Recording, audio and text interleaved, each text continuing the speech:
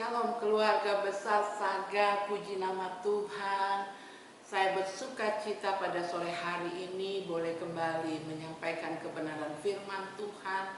Dan mari kita mau satu dalam doa, kita minta tuntunan Roh Kudus untuk kita bisa mengerti dan memahami firman yang akan kita pelajari ini, sehingga kita bisa mengamenkannya dan kita bisa mempraktekkan dalam kehidupan sehari-hari. Kita satu dalam doa. Segala puji, hormat, kemuliaan kami kembalikan bagi nama-Mu Tuhan. Oleh kasih anugerah Tuhan, Engkau membimbing kehidupan kami hingga di sore hari ini. Ada banyak pengalaman indah bersama dengan Tuhan dalam minggu, dalam hari-hari yang kami lalui. Semua karena kasih anugerah-Mu.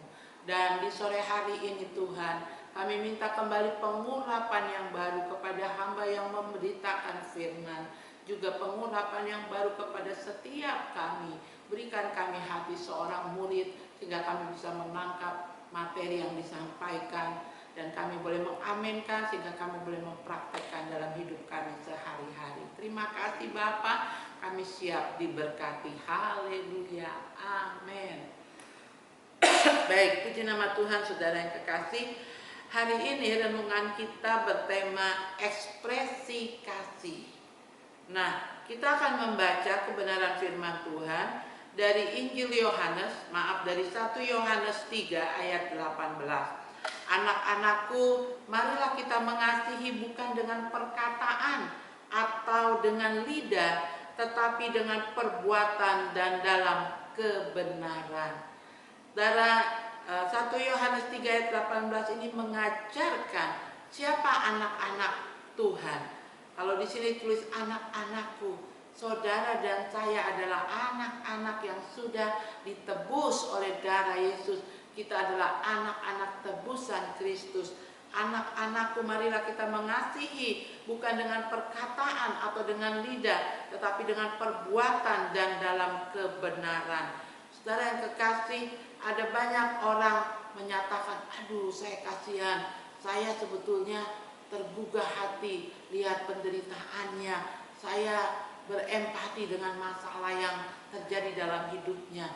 Mungkin kita bisa saja seperti itu ya. Ketika kita melihat di Facebook misalnya ada berita teman kita sakit ya, kita langsung kasih komentar, oh Tuhan, Mama yo, kakak kenapa kak?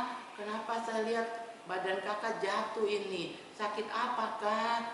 Ya, itu kan ekspresi kita ada peduli, ada rasa empati. Tetapi firman Tuhan hari ini mengatakan tidak cukup dengan Mama yo badan sampai jatuh, sakit apa ini? Ya, Tuhan mau kita bukan hanya dengan perkataan, tapi ada tindakan kasih, ada ekspresi kasih. Alkitab menyatakan bahwa di masa-masa akhir ini, di zaman akhir ini, kasih kebanyakan orang akan menjadi dingin. Dalam Matius 24 ayat 12. Orang tidak lagi punya kepedulian terhadap sesamanya karena fokus hidupnya adalah untuk diri sendiri. Kata kasih acap kali hanya sekedar slogan basa-basi yang tak terhenti digembar-gemborkan tapi tak ada wujud nyatanya. Nah, itu yang tadi saya katakan ya, di era modern ini orang sakit ya, kita hanya bisa komen-komen seperti tadi. Orang ulang tahun ya, kita happy birthday, panjang umur, kasih gambar kue ulang tahun, kasih kado besar, tapi hanya gambar dan kata-kata slogan yang kita tulis ya. Kasih menjadi dingin tanpa kita sadari, kita ikut jadi orang-orang seperti itu. Cukup orang ulang tahun, happy birthday, kasih gambar kue besar 5 tumpuk 5 susun ya. Tapi kita tidak datang pada orangnya. Kita tidak bersalaman mengatakan selamat. Apalagi di masa pandemi gini ya, punya alasan, sudah cukuplah kasih gambar dan kasih komen di Facebook, di Instagram. Saudara, kita bukan jenis orang yang demikian. Firman Tuhan mengatakan kasih itu harus diekspresikan, ada tindakan kasih. Baru-baru ini saya menyaksikan keluarga besar Saga ada kunjungan ke Panti Werda, Panti Jompo ya. orang-orang tua yang dikunjungi dan panti asuhan. Ini adalah ekspresi nyata bahwa Saga Peduli bukan cuma spanduk besar Saga Peduli ya, tetapi kepedulian itu diekspresikan dengan meluangkan waktu kerja, meninggalkan tempat bekerja, persekutuan Saga, karyawan Saga di bawah pimpinan owner dengan Bapak Hari sebagai manajer ya, pergi bersama-sama. Ada korban apa? Jam kerja dikorbankan. Ada korban apa? Kesibukan berhenti ya. Untuk apa? Menunjukkan kepedulian dengan orang-orang yang butuh perhatian. Seperti orang-orang tua di Panti Werda, di Panti Jompo. Mereka butuh penghiburan, mereka dapat kunjungan, tentu saja bersuka cita serasa keluarga datang mengunjungi. Demikian juga dengan anak-anak yang ada di panti asuhan. Nah, saudara yang terkasih, ada kalimat bijak yang mengatakan bahwa kasih yang dipendam itu tak lebih dari sebuah kebohongan. Jadi kasih itu harus diekspresikan dalam sebuah tindakan nyata. Dalam kehidupan Kristiani, mengasihi itu bukanlah perbuatan pilihan atau perbuatan suka maka mengerjakan itu ya, tetapi perbuatan wajib yang harus menjadi bagian, jadi gaya hidup kekristenan. Mengapa? Karena begitu besar kasih Allah akan saudara dan saya, Dia mengaruniakan. Ada ekspresi. Kalau Allah cuma slogan saja dari langit bersuara, mengasihi manusia berdosa, tanpa tindakan, tanpa ekspresi, menurunkan Yesus anak tunggalnya itu untuk keselamatan, untuk menebus dosa saudara dan saya, maka kita sia-sia dalam pengiringan kepada Allah yang demikian. Tetapi karena begitu besarnya kasih Allah pada saudara dan saya, Dia memberikan anaknya yang tunggal, supaya barang siapa yang percaya kepadanya tidak binasa, melainkan beroleh hidup yang kekal. Kita ditebus, kita diselamatkan, kita dimerdekakan, dan kita dibawa pada kehidupan dalam pimpinan Roh Kudusnya sampai masuk dalam kekekalan pada waktunya nanti. Saudara, bukti kasih itu kita praktekkan mulai dari rumah. Ya. Di zaman sekarang ini tidak ada lagi pembagian, seorang ayah bekerja seperti ini. Ini pekerjaan seorang ayah, keluar rumah cari nafkah, ibu urus anak, urus rumah. Sekarang itu di mix ya. Ada wanita yang kerja juga di luar. Ada ayah yang begitu di hari libur, hari Sabtu sama-sama bekerja, merapikan rumah, mengurus anak-anak. Untuk apa? Inilah waktu menyatakan kasih satu dengan yang lain, mengekspresikan kasih.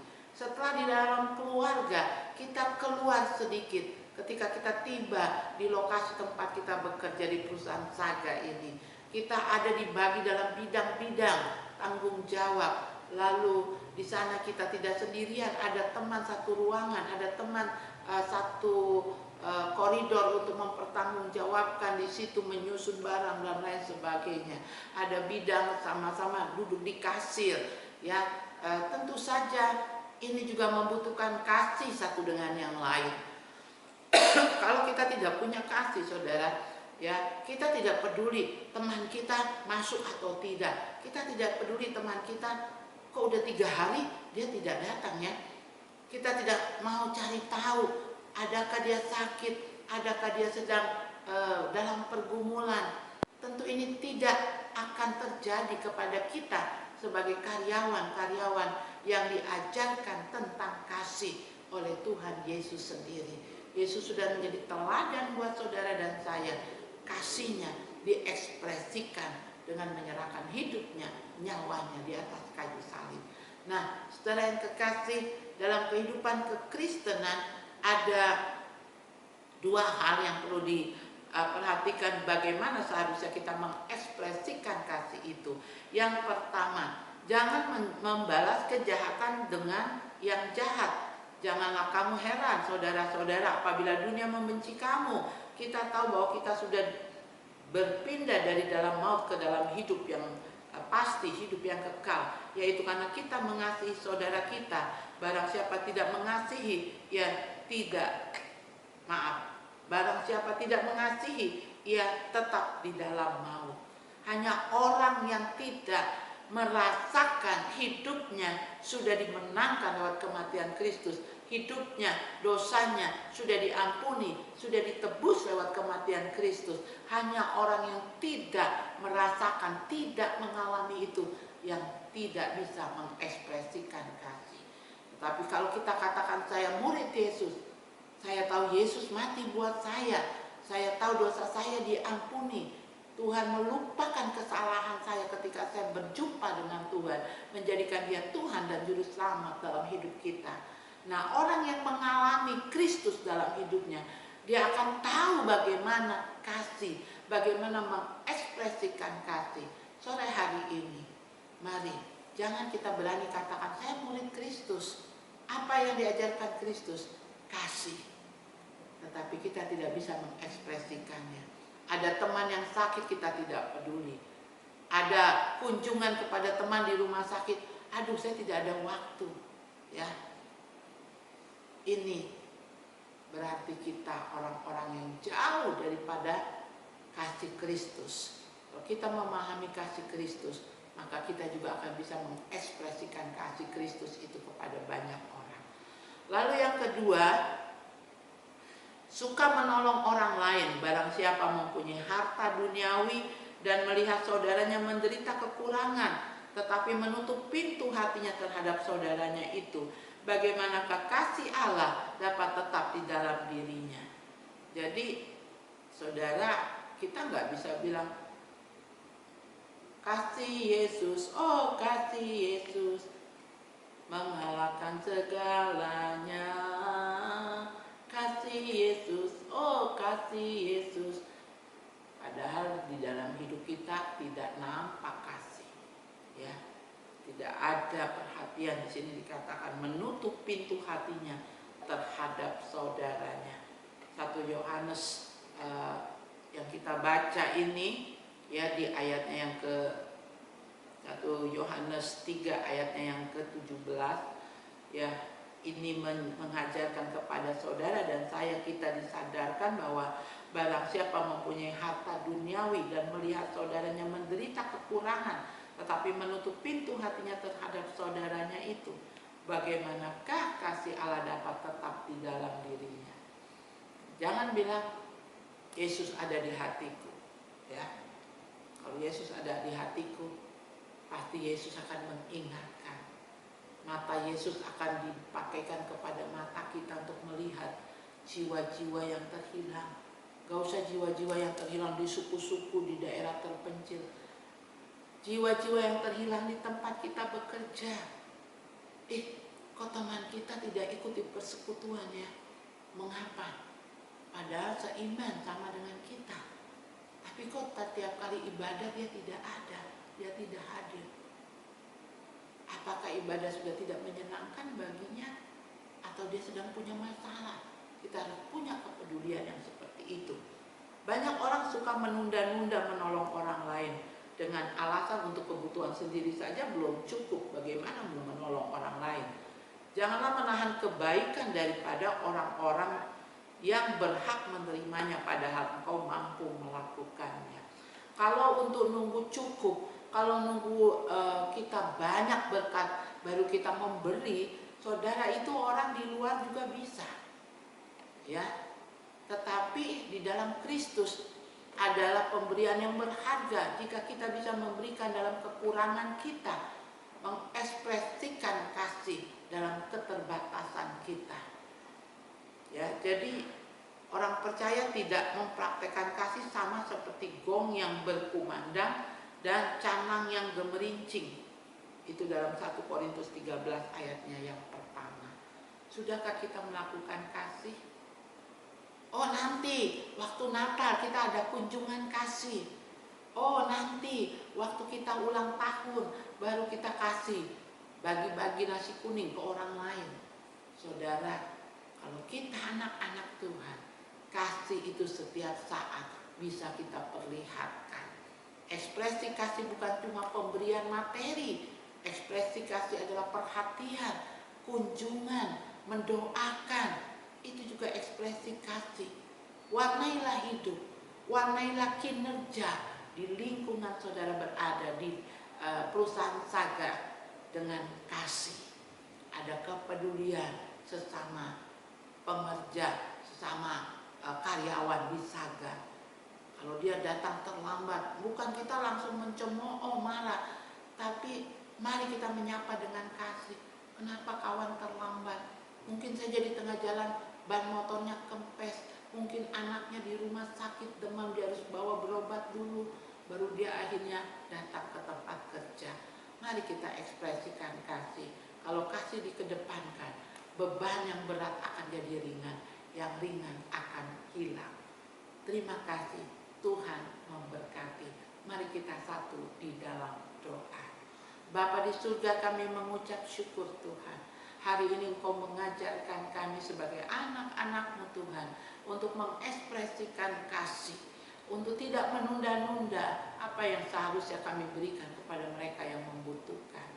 Ajar kami untuk bertindak, berbuat kasih. Bapa di surga, pada akhirnya memberkati setiap kami dengan segala pergumulan hidup, pergumulan dalam bekerja. Mampukan kami Tuhan mengatasi segalanya. Bapa, Engkau juga memberkati perusahaan di mana kami bekerja, di mana menjadi keluarga besar Saga dalam persekutuan yang indah ini. Kami berdoa Tuhan juga untuk program vaksin yang kedua biar boleh berjalan, pada waktunya ibadah juga boleh terselenggara kembali seperti sebelum adanya virus ini Tuhan. Dengan program vaksin yang Tuhan izinkan pemerintah sedang tangani, Engkau juga menolong masyarakat luas, pemerintah yang menangani di kota Jayapura, di provinsi Papua, bahkan di bangsa negara kami Indonesia. Pada waktunya Tuhan, pandemi ini akan berakhir. Engkau akan menolong setiap kami. Berkati Tuhan perusahaan-perusahaan pendamping, perusahaan yang bekerja sama dengan Saga. Engkau memberkati para karyawan yang bekerja langsung melayani konsumen, ya Tuhan, maupun yang bekerja di gudang, yang bekerja membawa barang dengan mobil dan kontainer dan lain sebagainya. Tutup bungkus dengan kuasa darah-Mu Tuhan, tetap jaga dan lindungi. Berkati manajer, berkati keluarga owner Tuhan. Kami mengucap syukur buat persekutuan ini Bapa. Kiranya kasih anugerah Allah Bapa melimpah atas kami, atas kota kami Jayapura, atas tanah Papua dan bangsa negara kami Indonesia. Kasih Tuhan Yesus Kristus dalam persekutuan Roh Kudus-Nya melimpah-limpah dalam hidup kita sekalian dari sore hari ini sampai Maranatha. Haleluya.